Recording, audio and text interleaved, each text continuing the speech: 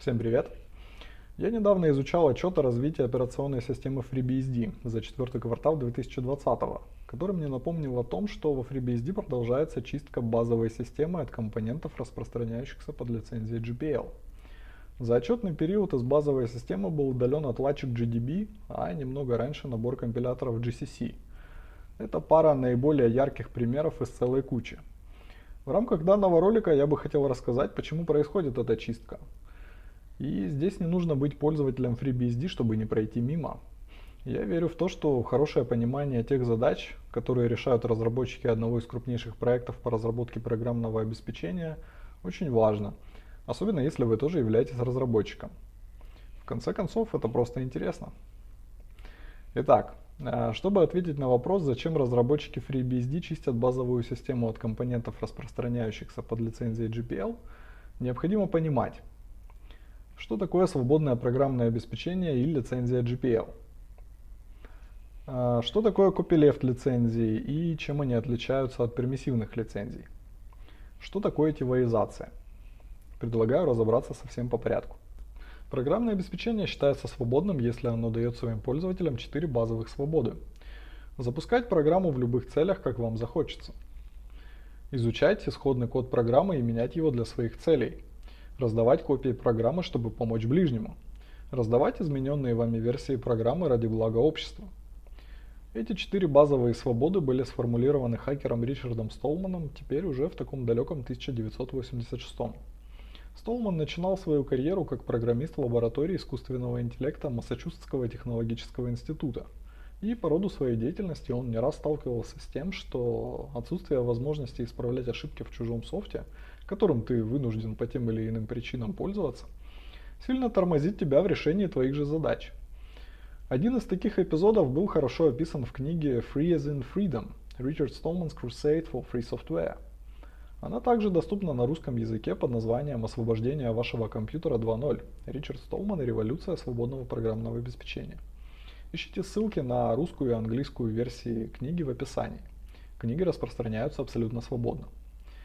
В самой первой главе этой книги рассказывается о принтере Xerox, неземном куске техники, который был подарен в лаборатории. Этот принтер превосходил своего предшественника и скоростью, и качеством печати. Но через какое-то время стало известно, что он жует бумагу. Столман хотел исправить недостаток принтера на уровне прошивки, которая управляла устройством, но не нашел ее исходных текстов. Когда он попросил исходники, ему просто отказали. Сейчас это может показаться нормальным, но в то время программное обеспечение только начинало возводиться корпорациями в статус интеллектуальной собственности, которую не раздавали налево и направо. Позднее Столман вспоминал разговор с человеком, который отказал ему в исходниках. Если бы он отказал мне по личным мотивам, это трудно было бы назвать проблемой. Я бы мог в ответ посчитать его придурком, и на этом все. Но его отказ был безличным. Он дал мне понять, что не будет сотрудничать не только со мной, но и вообще с кем бы то ни было. И это не только создавало проблему, но и делало ее по-настоящему огромной. Так в один прекрасный момент Столман стал одержим свободой программного обеспечения. Бросил все и даже начал работу над созданием целой свободной операционной системы. Проект получил название GNU. Свою операционную систему он начал с технологической базы, инструментов разработки, таких как редактор кода, компилятор и отладчик, без которых создание свободной операционной системы было бы немыслимым. Но когда Столман познакомился с Эбоном Моглином, профессором права Колумбийского университета, ему удалось создать и правовую основу для своего детища. Моглин помог Столману отразить его идеалы в области программного обеспечения в юридическом договоре, который по сей день заключается между разработчиками ПО и его пользователями. Этот договор получил название GNU General Public License, или сокращенно GPL. Для Столмана было важно не только отразить в тексте лицензии 4 базовые свободы, о которых я упоминал в начале, но еще и гарантировать, что однажды переданный обществу код невозможно будет отобрать и присвоить. Таким образом, если кто-то берет за основу программное обеспечение, которое распространяется на условиях GPL и создает на основе него что-то новое или просто исправляет ошибки, производная работа также должна распространяться на условиях GPL. Так, однажды выпущенный под GPL кусок кода уже невозможно закрыть. Столман назвал этот юридический механизм авторским левом или копилефтом, то есть вывернутым наизнанку авторским правом. Первые версии GPL вышли в конце 80-х и начале 90-х и стали очень популярными. Несмотря на то, что индустрия приняла юридическое новшество, среди сторонников свободного программного обеспечения стали появляться разногласия. Не все разделяли со Столманом идею общественной формы собственности, которую помогает создавать GPL. Обязательство возвращать код сообществу на тех же условиях казалось им обременительным.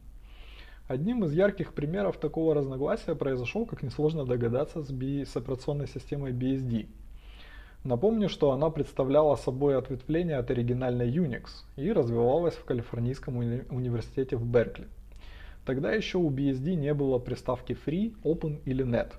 Столман очень хотел, чтобы код этой операционной системы распространялся на условиях GPL.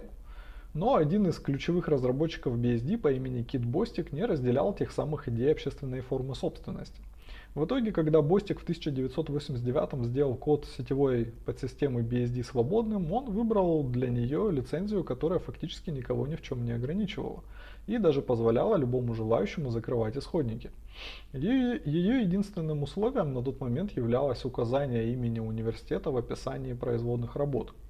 Таким образом, то, в чем один человек видел зло, другой человек видел интересную возможность. Кстати, в Беркли свою лицензию тоже назвали BSD. Сегодня она крайне популярна в сообществе разработчиков свободного программного обеспечения. GPL и BSD стали источниками вдохновения для целой кучи лицензий на свободное ПО, которые решают самые разные задачи бизнеса и не только. Лицензии из лагеря GPL стали называться copyleft лицензиями. К примеру, на странице Википедии, посвященной той или иной лицензии, вы даже сможете увидеть, является ли она copyleft или нет. Если является, то она, как и GPL, препятствует закрытию исходного кода производных работ. Лицензии из лагеря BSD, в свою очередь, стали называться пермиссивными, или, если на чистом русском, разрешительными. И в отличие от лицензий из лагеря GPL, были не против закрытия кода производных работ. С начала 90-х и до середины 2000-х внимание всей индустрии было приковано к свободному ПО. В 1991 вышла вторая версия GPL, которая стала символом этого движения. Шли жаркие споры. Одни корпорации видели в GPL угрозу, а другие начали принимать правила игры. Очевидно, что корпорации принимали и продолжают принимать эти правила, потому что это выгодно, но, мне кажется, не все до конца понимают, насколько. Свободное ПО – это основа для многих программных продуктов, но оно не появляется из ниоткуда. За ним стоит основанное на меритократии сообщество разработчиков, которое генерирует идеи, производит программное обеспечение, пишет документацию к нему и готовит кадры. Про последнее чаще всего забывают. Корпорации получили возможность не только свободно брать воплощенную в куске кода прочную основу для своих продуктов, но и приглашать на работу инженеров, которые не нуждались в погружении в этот код, что в свою очередь давало возможность получать от их работы выгоду прямо на старте. Таким образом стали появляться успешные примеры компаний, чей бизнес был на 100% основан на разработке свободного программного обеспечения. Среди них здравствующая поныне и делающая миллиарды Red Hat и давно почившая MySQL DB. Использование целыми корпорациями свободного программного обеспечения, да еще и распространяющегося на условиях GPL, как нельзя лучше показывало жизнеспособность столмановских идей, сформулированных еще в 80-е.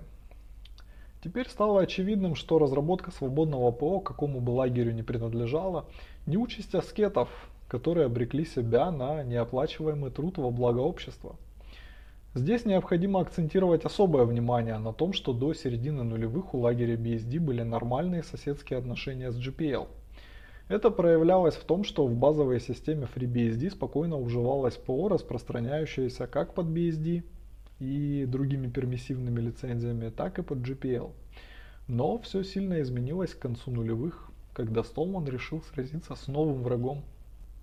Суть тивоизации заключается в том, что устройство, прошивка которого основана на компонентах, распространяющихся под GPL версии 2 или другой copyleft лицензии, не позволяет своим владельцам запускать модифицированные или альтернативные прошивки. Термин был придуман самим Столманом и происходит от имени компании TiVo, которая стала одной из первых накладывать это ограничение на свои продукты. Стоит заметить, что GPL версии 2 никогда не запрещала тивоизацию, так как Столман и Моглин не могли предугадать такой шаг со стороны компаний, когда разрабатывали текст лицензии. Несмотря на то, что компании, запрещающие перепрошивку своих устройств, могли не нарушать условия лицензии, Столман все равно считал их действия заслуживающими порицания, так как они замахивались на свободу владельцев устройств, делать с ними все, что они хотят. После долгих дискуссий на эту тему он выпустил третью версию GPL, целью которой стала борьба с тивоизацией. Лицензия оказалась более чем эффективной в этой борьбе. В системе достаточно иметь всего лишь один компонент, распространяющийся на условиях GPL версии 3, чтобы производитель не имел права запретить перепрошивку устройства. Но Столман на этом не остановился и перелицензировал все программное обеспечение, разработанное в рамках своего проекта GNU. Таким образом, новые версии набора компиляторов GCC, отладчика GDB и других стали выпускаться под GPL версии 3. В середине нулевых у GCC и GDB не было свободных аналогов, которые бы могли сравниться с ними в стабильности и функциональности. Я уже упоминал, что без свободного компилятора и отладчика немыслимо создание свободной операционной системы. Именно поэтому Столман и разработал их одними из первых на пути создания своей операционной системы. Так GCC использовался во FreeBSD для сборки большей части кода операционной системы и был справедливой частью ее базовой системы. Но когда набор компиляторов превратился в инструмент защиты от тивоизации, сообщество BSD оказалось под угрозой быть втянутой в чужую войну. Новые версии ПО, которые были частью базовой системы, в одночасье стали распространяться на условиях, которые противоречили целям этой системы. В итоге было принято решение оставаться в стороне. Но цена у этого решения была слишком высокой. Во FreeBSD пришлось отказаться от обновления GCC и GDB и использовать те их версии, которые распространялись под GPL версии 2. Очевидно, что условия GPL версии 3 противоречили не только целям FreeBSD, но и целям большинства компаний, которые в основном занимались разработкой проприетарного ПО. Это послужило толчком к тому, чтобы создать альтернативы для GCC и GDB силами сообщества разработчиков свободного ПО на деньги корпораций. Так, в рамках проекта LLVM началась разработка альтернатив под пермиссивной лицензией. В конце 2012-го FreeBSD была полностью переведена на сборку компилятором CLang из состава LLVM. Теперь операционная система больше не зависит от GCC и GDB, и они были окончательно удалены за ненадобностью из базовой системы. Другое ПО, распространяющееся под GPL, удаляется, видимо, по инерции, а также из-за нежелания повторять горький опыт. В этом ролике я попытался рассказать, зачем базовая система FreeBSD чистится от компонентов, распространяющихся под лицензией GPL. Примечательно, что источником вдохновения стал квартальный отчет о развитии FreeBSD и простой вопрос, который в процессе его изучения я задал самому себе. Рассказ получился достаточно длинным, так как я подбирался к ответу на свой вопрос постепенно, по мере своих скромных сил и возможностей, рассматривая темы, которые, на мой взгляд, помогают лучше понять ответ на него. Изучайте квартальные отчеты некоммерческих организаций, занимающихся разработкой свободного ПО.